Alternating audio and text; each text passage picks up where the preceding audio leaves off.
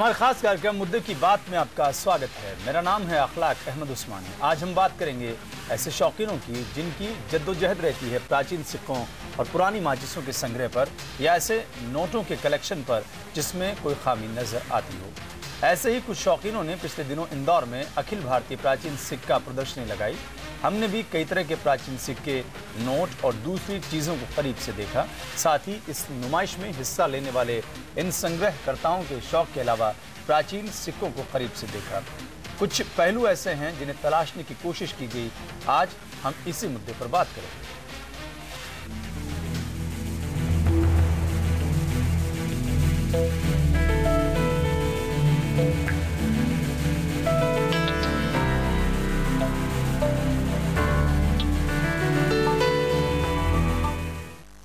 तकरीबन 800 साल तक हिंदुस्तान पर मुगलों ने राज किया। इस दौरान उन्होंने भारतीय सभ्यता और तहजीब को उभारने की काफ़ी कोशिशें की। इसकी मिसाल उस दौर के सिक्कों को देखकर लगाया जा सकता है। इसमें मौसीकी और शायरी के अलावा जहांगीर ने अपने सिक्कों के जरिए काफ़ी बातें समझाने की कोशिश की। भारतीय सिक्कों के इतिहास में मुगल काल के सिक्कों को मुद्रा शास्त्री सिक्कों का स्वर्ण युग मानते हैं। इस दौर में सिक्कों की खूबसूरती और विविधता का जो प्रचलन शुरू हुआ, किसी भी दौर में नहीं हुआ। जहांगीर को मुगल शासकों में सबसे ज़हीन कला प्रेमी के रूप में पहचाना जाता है। शायद यही वजह है कि उनके काल में सबसे अधिक सिक्कों का प्रचलन हुआ। जहांगीर ने केवल भारतीय राशियों के सिक्कों का प्रचलन ही शुरू नहीं किया, बल्कि शेरो शायरी को भी सिक्कों पर उकेरा। पीरियड के बाद जब यहाँ हुमायूं बाबर से जब मुगल काल शुरू हुआ तो उसकी सबसे बड़ी खूबसूरती ये आई मुगल काल में कि उनके सब सिक्कों पे कहाँ से मिंट हुआ है, जर्ब और उस पर तारीख और उनका नाम, ये सब उस पर मुद्रित है, जो इससे पहले सिक्कों पे मुद्रित नहीं था। और मुगल काल की विशेषता ये है कि अकबर के ज़माने से मुगल काल के सिक्कों को एक नई दिशा मिली। जैसे नई दिशा तो शेरशाह सूरी ने दिया था और अकबर ने उसको फॉलो किया, क्योंकि शेरशाह सूरी ने ही रुपया शब्द नाम दिया था, लेकिन अकबर ने शेरशाह सूरी की सल्तनत और उसको बरकरार रखते हुए उसने भी उसको नाम रुपया से ही पुकारा। इसकी खासियत यह रही कि सबसे कि मुगल काल बहुत संपन्न रहा भारत देश में अकबर के पीरियड में। लेकिन मुगल काल की खासियत है कि अकबर के बाद जब उसका पुत्र जहांगीर, जिसे हम सलीम के नाम से जानते हैं, जब वो सत्ता पे आया, जब गद्दी नशीब हुआ, तो उसके हाथ में एक बहुत बड़ी विरासत है। उस समय देश में काफ़ी खुशहाली थी। अंग्रेजों से हमारा मेलजोल मुगलों का काफ़ी हो चुका था। सर थॉमस रो से उनकी संधि हो चुकी थी, तो चांदी काफ़ी मात्रा में आयात होने लगा मुगल पीरियड में जहांगीर के समय। जहांगीर के साथ उनकी बेगम नूरजहां भी अपने नाम के मुताबिक संस्कृति को सहेजने वाली थीं। ये शायद कम ही लोगों को मालूम हो कि नूरजहां पहली ऐसी घरेलू महिला थी जिसने अपने नाम के सिक्के रियासत में लागू किए। सिक्कों के सौंदर्य के लिए इतरों के नामों को नूरजहां ने सिक्कों के रूप में ढालकर लोगों तक पहुंचाया। नूरजहां उसकी वाइफ थी और नूरजहां उसने इसे नाम रखा था कि वो पर्शियन थी और बहुत खूबसूरत थी। उसने नूरजहां की उसको पदवी बहाल किया था। नूरजहां का मीन्स होता है नूरजहां, यानी पूरे दुनिया की रोशनी। उससे उसे नवाजा था और वो इतनी तीक्ष्ण और इतनी बुद्धिमान और इतनी सुंदर थी कि आखिरी समय में उसके हाथ में पूरा राजपाट चला गया था। राजपाट चलने के कारण उसने अपने सिक्के, नूरजहां ने सिक्के अपने छाप लिया। ये सिक्के यूं तो अनमोल हैं, लेकिन जहांगीर के उन सिक्कों की अभी भी तलाश है जो केवल 2 बचे हैं। शुद्ध सोने से बने इन सिक्कों का वजन 12 किलो है, जिसमें से एक स्विट्जरलैंड के म्यूजियम की शोभा बढ़ा रहा है। लेकिन दूसरा सिक्का कहाँ है, ये किसी को नहीं मालूम। सबसे खास बात यह है कि इन सिक्कों का संग्रह हर किसी की दिली ख्वाहिश होती है। विजय मांडगे, सहारा न्यूज ब्यूरो, इंदौर। अर्थशास्त्र का एक नियम है जो सदियों से एकदम खरा है कि अगर खोटा सिक्का बाजार में आ जाए तो खरा सिक्का बाहर चला जाता है। नकली सिक्कों का बाजार 600 ईसा पूर्व भी होता था। ये सिक्के राजकीय टकसाल से बाहर आते। कई कारणों से टकसाल में काम करने वाले लोग वहाँ की चांदी और सोना चुराते, जिससे राज्य की आर्थिक स्थिति खराब होने का भी डर होता। अखिल भारतीय प्राचीन सिक्का प्रदर्शनी में ऐसे सिक्कों को देखकर आप खुद नहीं कह पाएंगे कि ये उस जमाने के नकली सिक्के हैं।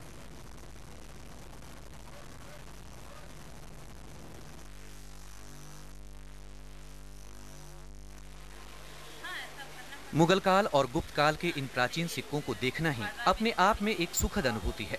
लेकिन ये जानकर आश्चर्य होगा कि ये सभी सिक्के नकली हैं। लेकिन नकली और असली सिक्कों की पहचान करना आसान नहीं है। रिटायर्ड मेजर एम के गुप्ता कहते हैं, ये सभी सिक्के राजकीय टकसाल से ही निकलते थे, लेकिन इन्हें इतनी सफाई से ढाला जाता था जिससे नकली और असली में फर्क करना मुश्किल हो जाता है।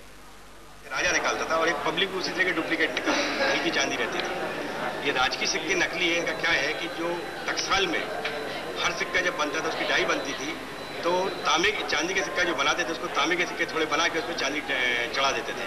समझ लीजिए 11.5 ग्राम का चांदी का सिक्का निकलना है तो 9.5-10 ग्राम का तांबे का बना के उसके बाद चांदी चढ़ा देते थे। ये सिक्का हुबहू असली दिखता था, क्योंकि डाई ओरिजिनल होती थी और वहीं से निकलते थे। और बाकी दूसरे अब समझ लीजिए 1000 सिक्के उन्होंने निकाले, उसमें 10 सिक्के उन्होंने नकली डाल दिए, तो मालूम नहीं पड़ते। जब ये सिक्के धीरे धीरे इनको पानी लगता था या 10, 20, 50 साल हो जाते थे, तब इनकी चांदी धीरे धीरे घिसती थी और तब मालूम पड़ता था ये सिक्के नकली है।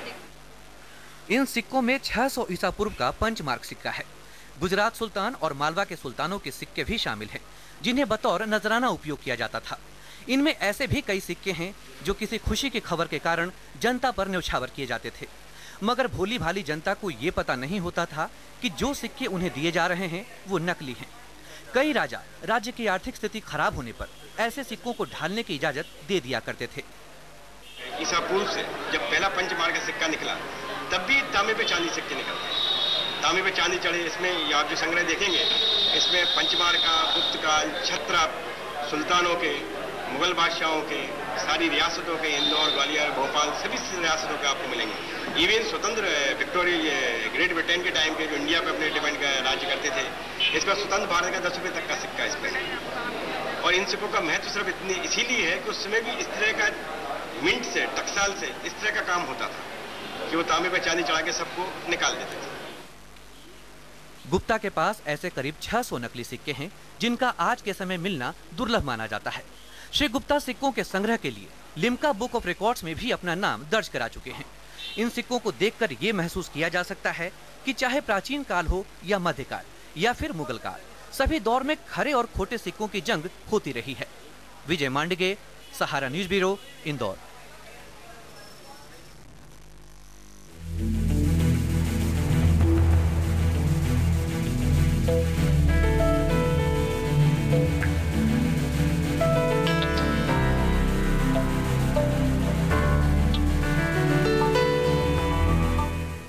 मुद्दे की बात में फिलहाल वक्त एक ब्रेक का। इस ब्रेक के बाद आपको बताएंगे नुमाइश में शामिल किए गए 3री और 4थी शताब्दी के सबसे छोटे प्राचीन सिक्कों की, साथ ही नोटों के उस संग्रह की जो हैं तो असली लेकिन उनमें कुछ न कुछ खामी है।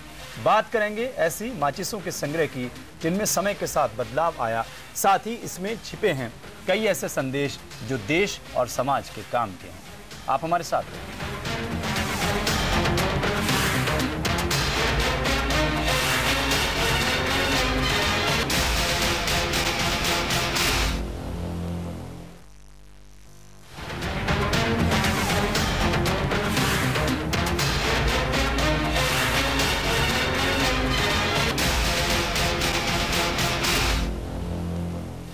आप देख रहे हैं मुद्दे की बात। आज हम बात कर रहे हैं प्राचीन सिक्कों, माचिसों और उन डिफेक्टिव नोटों की जिन्हें अखिल भारतीय प्राचीन सिक्का नुमाइश में शामिल किया गया।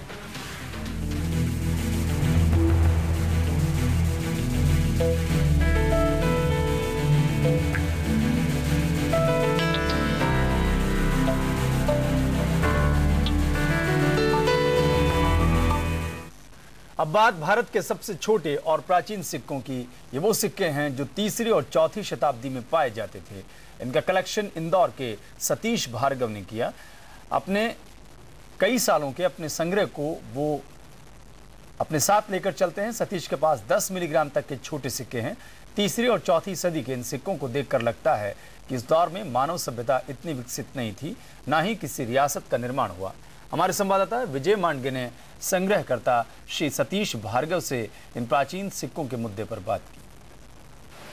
प्राचीन सिक्कों की इस प्रदर्शनी में कई सिक्के ऐसे हैं जो कि 3री या 4थी शताब्दी से भी हैं और इन सब का कलेक्शन किया है सतीश भार्गव ने, जो कि मूलतः इंदौर के ही रहने वाले हैं। इस समय खुद सतीश जी हमारे साथ मौजूद हैं। उनसे ही जानते हैं कि आखिर कैसे उन्होंने इस इतने पुराने सिक्कों का कलेक्शन किया है। और मैं आपको बता दूं कि ये भारत के सबसे छोटे सिक्कों के रूप में इनकी गिनती होती है। सतीश जी ये बताएं कि ये जो इतने छोटे और सिक्के हैं कैसे मिले आपको, कहाँ से आपने इनको कलेक्ट किया? ये सिक्के हैं जो उज्जैन से ही मिलते हैं। और इन सिक्कों की ये विशेषता है कि किसी का वजन 100 मिलीग्राम, किसी का 80 मिलीग्राम। और उस समय कौन राजा होता था ये तो नहीं चलता था, लेकिन इसमें जैसे चिड़िया बनी हुई है, कछुआ बना हुआ है, घोड़ा बना हुआ है और मानव आकृति का चेहरा बना हुआ है। इस कई सिक्कों में डबल भी प्रिंट है, जो मानव आकृति के पीछे मछली भी है। तो ये उस समय के सबसे छोटे कॉइन्स होते थे, जिनका वजन 80 मिलीग्राम, ये मतलब बहुत मायने रखा था सिक्के दुनिया में, क्योंकि 10 ग्राम और 100 ग्राम ये सब प्रकार के सिक्के तो मिलते ही हैं, जो एक पर्टिकुलर उनका वजन निश्चित होता है, लेकिन इनमें किसी का भी वजन निश्चित नहीं है। ये 40 मिलीग्राम से लेकर मेरे पास 300 मिलीग्राम 400 मिलीग्राम तक के सिक्के हैं। और ये बहुत ही रेयर कॉइन होते हैं जो नहीं मिलते, इनको मैग्नीफाइंग ग्लास से ही देखा जा सकता है, इसलिए ये इंडिया के सबसे छोटे सिक्के के रूप में पहचाने जाते हैं। तो ये बताएं, इन सिक्कों के जरिए आपको कैसी वहाँ उस दौर की सभ्यता या संस्कृति के बारे में देखने को मिला, और क्या इनसे मालूमात चलती, क्या पता चलता? उस समय इन सिक्कों से ये लगता है कि जब भी इन सिक्कों का युग शुरू हुआ होगा तो उस समय कुछ भी मुद्रा विनिमय जो आज चलता है वो उस समय भी कुछ ऐसा ही कुछ रहा होगा कि भाई ये हमारा, तुम ये ले लो तो इसके बदले कुछ दे दो। उससे ये इस सिक्के से ऐसा ही लगता है।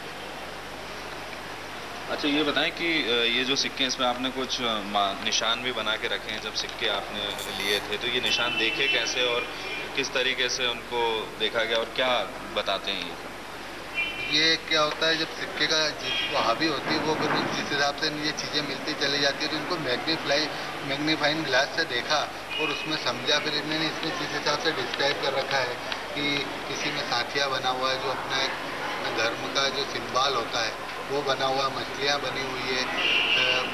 जो इसमें एक सिक्का ऐसा भी है जो नंदी चलता है और जब धूल उड़ती है तो उसके पाँव के निशान आते हैं उसमें, वो वाले सिक्के भी उसको नंदी पद बोलते हैं।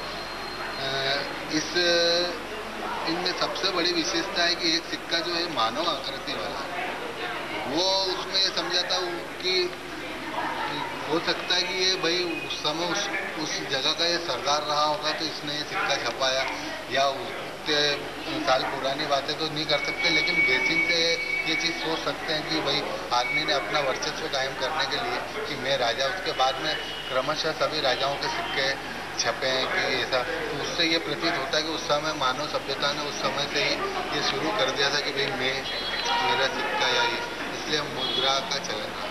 अच्छा, तो ये बताएं कि आपके सिक्के का ये कलेक्शन अभी भी जारी है और चल रहा है? हाँ, अगर ये मिलेंगे तो मुझे लेना ही है। कलेक्शन जो करा है वो तो कलेक्शन है ही सही, अगर इसमें कुछ नया मिलता है तो मैं इसमें ऐड करूँगा।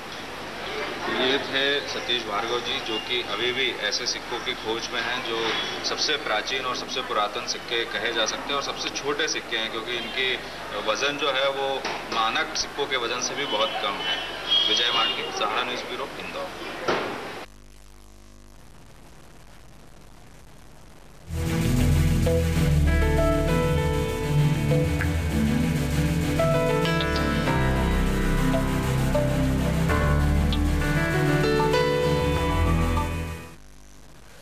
मुद्दे की बात में फिलहाल वक्त है एक और ब्रेक का। ब्रेक के बाद हम बात करेंगे नोटों के संग्रह की, जो हैं तो असली, लेकिन सरकारी टकसाल में उनमें कुछ खामी रह गई, यानी डिफेक्ट रह गया।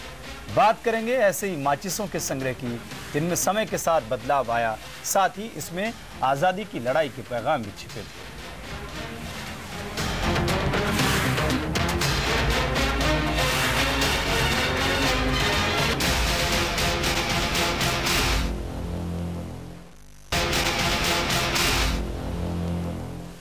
आप देख रहे हैं मुद्दे की बात।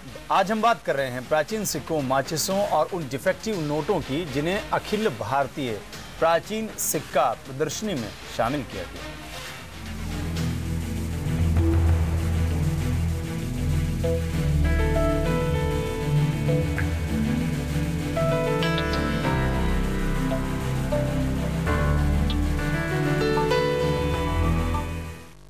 इंदौर में 2 दिन तक चली अखिल भारतीय प्राचीन सिक्का नुमाइश में ऐसे नोट भी शामिल किए गए जिनमें कोई न कोई खामी छूट गई। ऐसे नोटों को अमूमन डिफेक्टिव मानते हुए reserve bank of India reject करने की पूरी कोशिश करता है। लेकिन किसी न किसी तरह ये नोट बाजार में आ ही जाते हैं। ऐसा ही कुछ सिक्कों के साथ नोटों का और सिक्कों का संग्रह करने वाले लोगों की भी कोई कमी नहीं। सूरत के राम अवतार जैन ऐसे ही शौकिया लोगों में से एक हैं जो डिफेक्टिव नोटों का संग्रह तैयार करते हैं। श्री जैन के कलेक्शन में लगभग 2000 से अधिक नोट हैं, जिसमें कहीं ना कहीं कुछ खामियां हैं। श्री राम अवतार मानते हैं कि मशीन से होने वाले कामों में इस तरह की खामी सामने आ जाती है। बैंक से वापस जो आ जाते हैं, पब्लिक भूल से समझ के दे जाती है, पटी नोट वाले उनसे आ जाते हैं। तो आपको लगता है कि ये जो वैसे बाहर निकल आते हैं तो इसके अंदर कोई गलती नहीं है, वो मिस्टेक बाय मिस्टेक होता ही है। कैसे होता है, कुछ उदाहरण देकर? उदाहरण तो किस चीज़ का दूंगा? देखो वाटरमार्क इन्वर्टेड है, वो भूल के अंदर छपते है ना वाटरमार्क, तो कागज उल्टा रखा जाता है, तो कागज उल्टा रखा गया तो छप जाता है उल्टा। नंबर के अंदर जो 2 नंबर मिस्टेक है, वो क्या नंबर प्रिंटिंग के अंदर नंबर की डाई होती है, वो एक की जंप कर जाती है। हमारे देश में शौकीन लोगों की कमी नहीं है, बशर्ते इनका शौक समाज में कुछ नया संदेश देता हो, चाहे वो सिक्कों का इतिहास हो या फिर माचिसों की कहानी। ये सभी हमें नई दिशा की तरफ प्रेरित करती हैं। विजय मांडके, सहारा न्यूज़ ब्यूरो, इंदौर। हमारे देश को आज़ादी कैसे मिली और इसमें किन लोगों का योगदान रहा, ये सभी जानते हैं, मगर इस आज़ादी को हासिल करने और लोगों के मन में आज़ादी की अलख जगाने के लिए जिन चीज़ों का सहारा लिया गया, उसमें छोटी और बड़ी माचिसें भी शामिल थीं। इंदौर में प्राचीन सिक्कों की अखिल भारतीय नुमाइश में माचिसों के संग्रह को भी दिखाया गया। कैसा है इन माचिसों का संग्रह, इस खबर में देखिए। राष्ट्रपिता महात्मा गांधी के हस्ताक्षर वाली ये माचिस हो या फिर आज़ादी के झंडे को दिखाती हुई ये माचिस, ये सभी माचिस उस दौर की हैं जब आज़ादी की लड़ाई अपने चरम पर थी। देश के लोग अधिक से अधिक इस मुहिम में शामिल हों, इसके लिए इन माचिसों का सहारा लिया जाता था। ऐसी माचिसों का संग्रह किया है इंदौर शहर के गिरीश शर्मा ने। माचिस को आज़ादी के लड़ाई के स्लोगन के प्रचार प्रसार के लिए, स्वराज्य के लिए और स्वदेशी के लिए इस्तेमाल किया। झंडा ऊंचा रहे। श्री शर्मा के कलेक्शन में नए दौर की माचिसें भी शामिल हैं। श्री शर्मा ने इन माचिसों को इकट्ठा ही नहीं किया है, बल्कि इनका अध्ययन भी किया है, जिससे एक बात साफ झलक रही है कि एक बार फिर माचिसों का उपयोग लोगों में संवाद स्थापित करने में किया जा रहा है। अपने प्रोडक्ट के विज्ञापन के लिए और अपने ग्राहकों की सुविधा के लिए किया है। उदाहरण के लिए होटल की माचिस, कस्टमर जाता है, जो भी टारगेट मिलता है, इसी प्रकार उससे माचिस भी टेबल पर मिलती है। उसको कंपनी का, होटल कंपनी का नाम और विज्ञापन वगैरह देता है। माचिस को आर्ट के प्रचार प्रसार के लिए भी इस्तेमाल किया जा रहा है। पेंटिंग्स उस पर छापी जा रही है। इसके अलावा ऐतिहासिक इमारतें, पशु पक्षी, पर्यावरण, नए नए यंत्र, हेलीकॉप्टर्स, तरह तरह की चीज़ों को छापी जा रही है। शर्मा के पास करीब 60,000 माचिसों का संग्रह मौजूद है। आपको भी यदि किसी माचिस में कुछ खास बात नजर आती है तो आप भी इस अनोखे शौक को अपना सकते हैं। विजय मांडके, सहारा न्यूज़ ब्यूरो, इंदौर।